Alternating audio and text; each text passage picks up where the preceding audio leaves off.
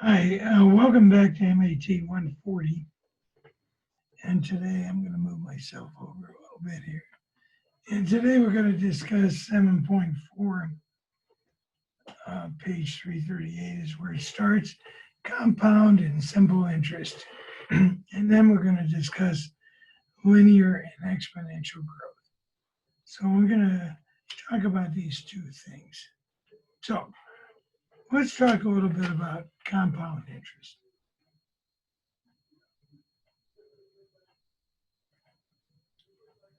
Interest versus simple interest.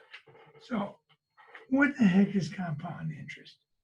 Well, compound interest means that you receive interest upon your interest. As your money accumulates, you're receiving interest on top of that. Now, we're going to use a very simple model later on in the course. We use a more complicated formula. But right now, we're just starting out with a very basic formula that we're going to use. So, let me give you an example of how this works. Let's say you put $1,000 in the bank, okay, and you're putting it in at a rate of 8%. And it's going to be compounded. You can compound many times, every minute of the day if you wanted to.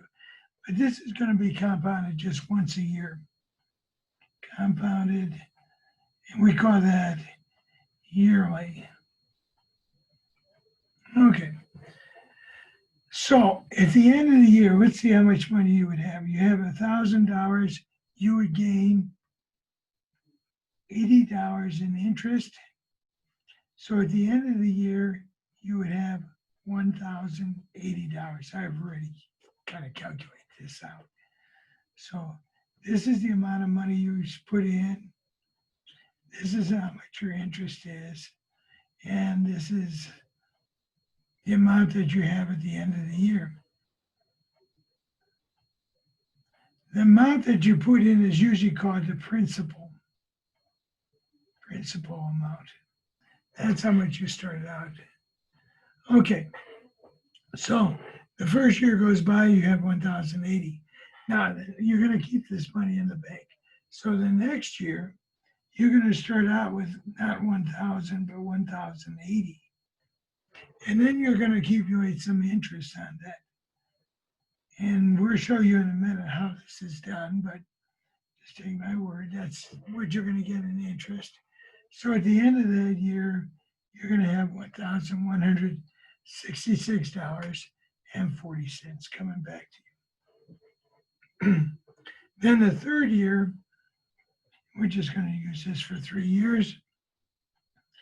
You're going to start out with, instead of $1,000, you start out with $1,166.40.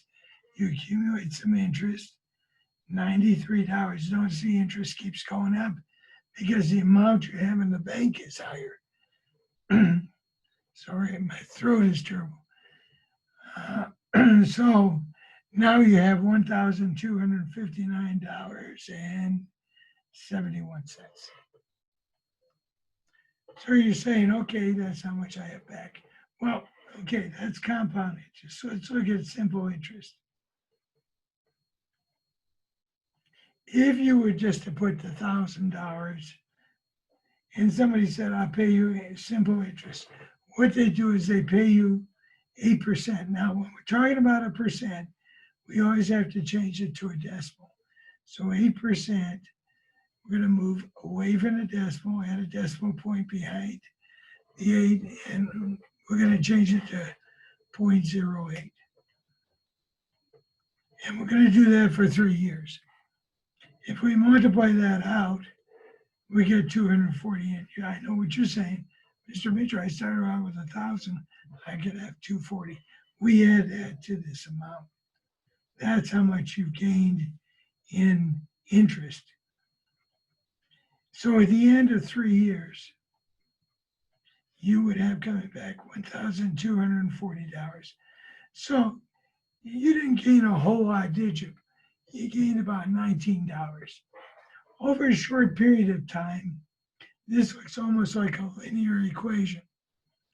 But over a longer period of time, the amount of money you accumulate is much greater. So let's look at this first example. So there's not a huge amount of difference in a short period of time, maybe 5 years. You're going to make some money, but not a huge amount. But over a period of longer years, 20, 30, 40, you're going to accumulate much, much more money. Okay, so let's look at this problem right here. Suppose that you deposit another $1,000 in an account and that this money is compounded annually at a rate of 8%. Find the amount in this account after 30 years. Well, obviously, we don't want to do this. We already did this for 3 years, year 1, year 2, year 3. We don't want to go down and do this for 30 years. This is, it can be done. And when you buy a house, sometimes you're given this. But what we want to do is use a formula. So they have developed this little formula here. It's called the compound interest formula. And we're going to build upon this. But right now, we're going to start with a basic one. The amount of money you're going to have at the end is equal to how much principal you put in times 1. 1 is part of the formula, plus the rate of interest, we're going to use a capital R, times the number of years. And you can put this, we just put a Y, the book puts an N. That's the number of years you put this in for. Okay, because this is going to be compounded annually. That's an important phrase right there.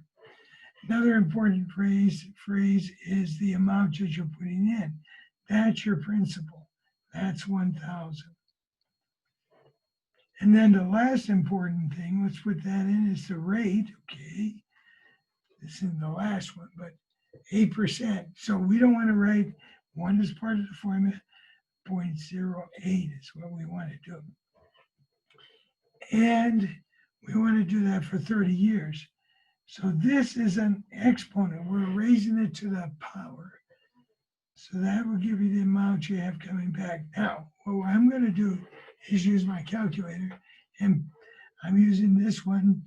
It can be done on other ones, but I like this one the best. I'm going to put 1,000. And I'm going to write it just the way it's written, parentheses. See the parentheses key?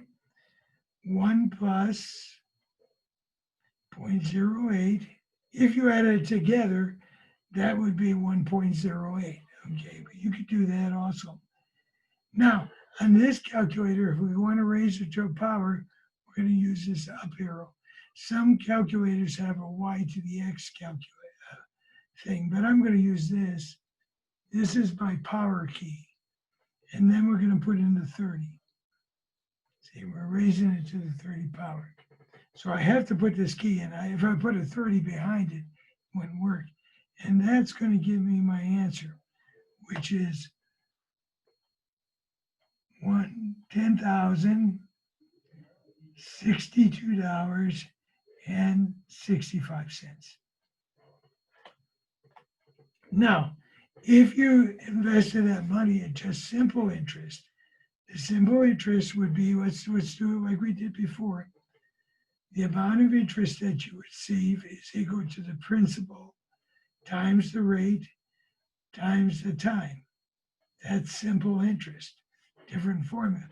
So the interest that you're going to accumulate is equal to the principal, 1,000, times the rate, 0.08, times, I'm using x's as time signs, times the time, which is 30 years.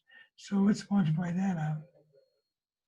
1,000 times 0.08 times 30 years. Pretty cool. Equals, you'd have $2,400, but that's not how much you have coming back to you. 2,400, we're going to add that to the $1,000.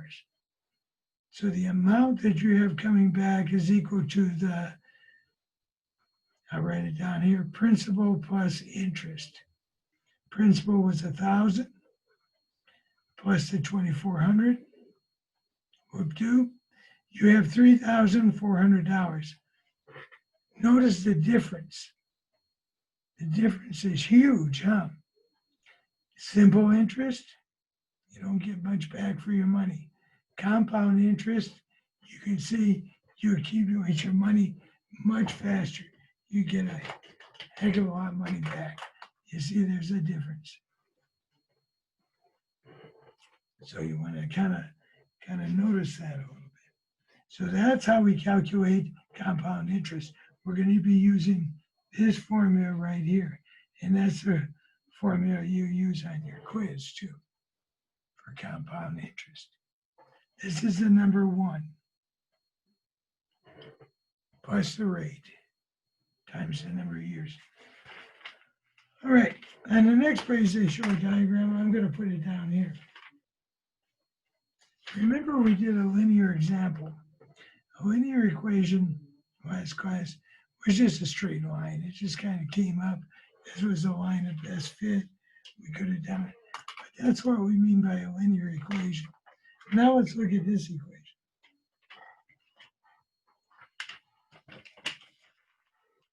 For the first few years, this graph almost looks like a linear equation. Let me get a pencil. Mess it up too bad. And you can kind of see it's kind of a linear equation. But then it grows, and this is what we mean by exponential growth. It means that it grows very rapidly. Instead of shooting out like this and continuing, this graph is going to curve upward and then grow very, very rapidly. So this is the amount of money you would have coming back. In the first 10 years, you put in $1,000. Oh, this is after 5 years. In 5 years, after 5 years, these are years, 10, 20, 30, 40, 50. I should have put years, right? This is your x-axis. And this is the money you're getting back over those years. This is your y-axis. Okay, so in the first 5 years, I don't know if you can see this real well, you get about $1,500. In simple interest, you might not get much more.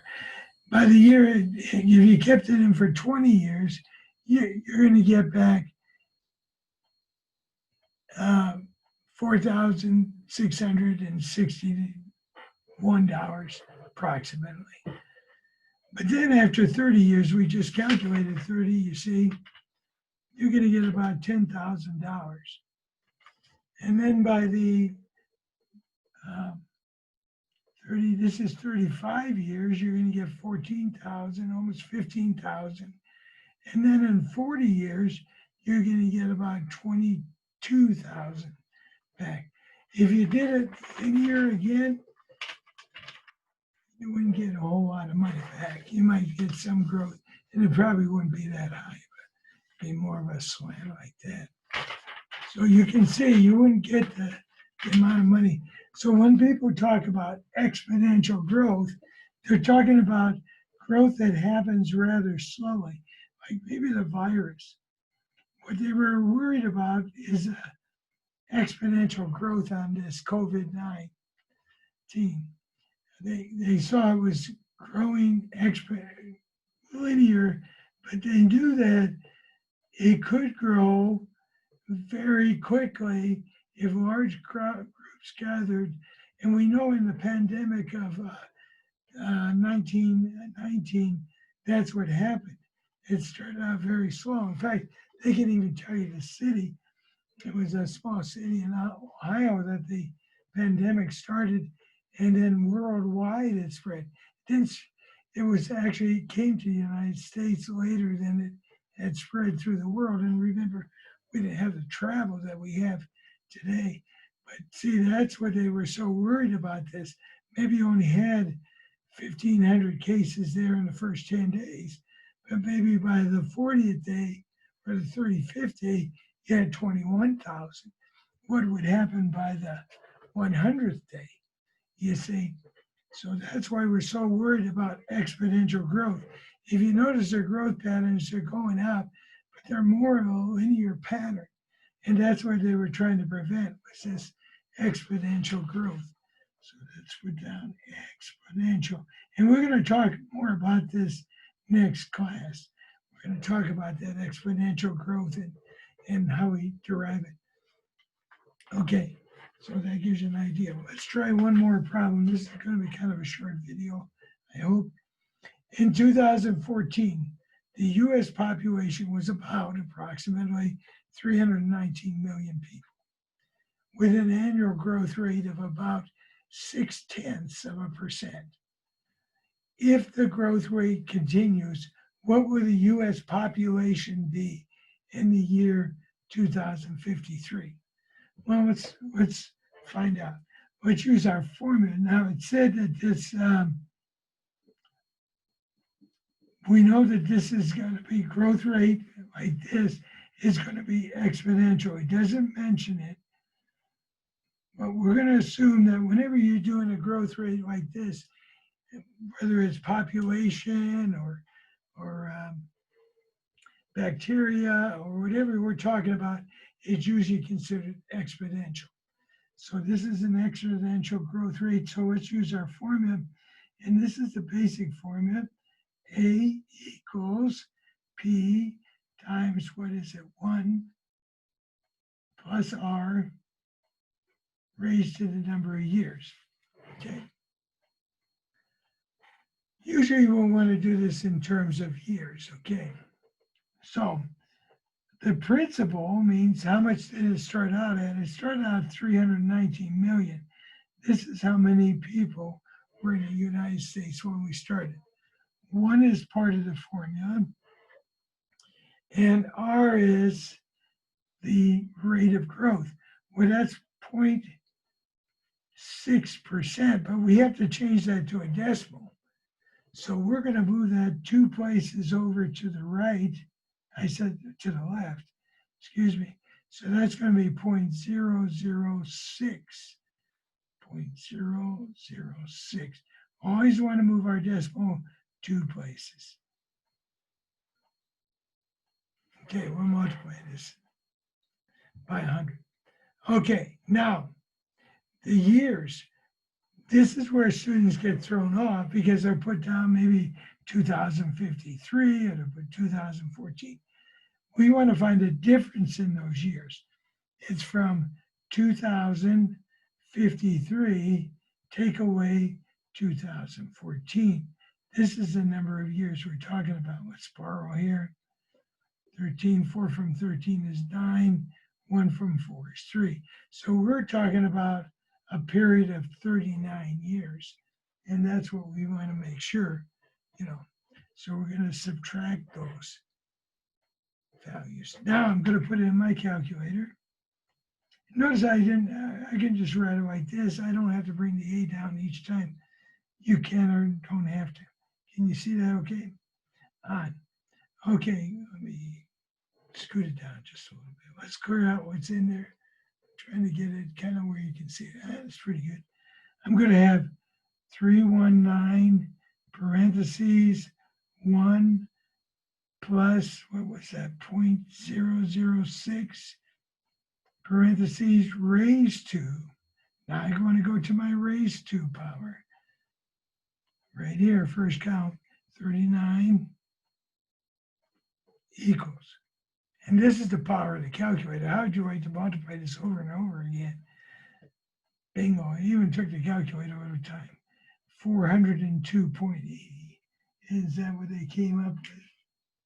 Let me see what they came up with. Yeah, 402.8 million is what the population of the United States would be within that year. So you can see. Now, this is considering that this growth rate stays. If the growth rate increases, obviously this is going to be higher. So we can only make a prediction based on the growth rate at that period of time. sometimes the growth rate goes up and sometimes it goes down. Then we have to modify our models, But this is basically how we do it. Next time, we're going to talk about how long it takes. Well, we can even talk about it right now. Be a little bit more complicated. So we'll wait till next time. We'll figure out how long it takes for this to double. So what I want you to do is try some of these problems. You can see next time we're going to get into something called logarithms, and it's going to be a little bit more complicated. But just work on this basic model. And then in chapter, I think it's around chapter 8 and 9, we're going to be, especially 8, and then some things that 9, I think, or at least 8, we're going to be doing some more advanced problems, and we're going to change this formula just a little bit. But I wanted you to get used to this particular formula. So remember, exponential growth, slow at the beginning and then really increasing upwards. Now, we can, in mathematics, we have a way of writing an equation for this. The actual equation for this particular model is the amount of growth is going to be equal to 3.7 times N is your initial investment plus 74.8 N plus 1,001.54. So this would be the actual equation that would give us this curve. But, we have to you have to learn a little bit more math to be able to write that one, even maybe myself. But anyhow, that's kind of gives you an idea of exponential growth rate. And this is an exponential model, not a linear model like we talked about before. Okay, hope you enjoyed it. Have a good day.